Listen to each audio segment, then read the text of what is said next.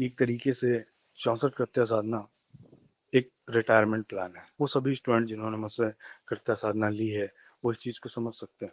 Retirement plan इसलिए क्योंकि जिसके बाद कुछ करने को बचता ही नहीं। क्योंकि अगर आप योग मार्ग चुनते हैं तो योग मार्ग में अनंत योग हैं। आप योग करते करते खत्म हो जाएंगे, लेकिन योग नहीं खत्म होंगे। आप मंत्रों को, मुद्राओं को या किसी भी और चीज को चुनते हैं वो कभी खत्म नहीं होंगे। पर हाँ, ये जीवन छोटा है, फ्रेजाइल है, अनिश्चित है। इसलिए इस अनिश्चित जीवन में और एक अनिश्चित समय में ठोस आधार प्राप्त कर लेना बहुत जरूरी है। तो वो सभी लोग जिन्हें मैंने कृत्य साधना दी या अन्य साधनाएं दी, ये उनके लिए भी और जो नए हैं वो भी। ये सेल्फ डेफिकेशन और कंप्लीट रिटायरमेंट साधना है, कंप्लीट रिटायरमेंट प्लान वाली साधना है, जैसे आपके शब्दों में कहें तो। और अगर हम जाएं थोड़ा साधना के बारे में डिटेल में कि 64 कृत्यों की उत्पत्ति कहाँ हुई, तो इस विषय पर कहानियां बहुत सारी हैं।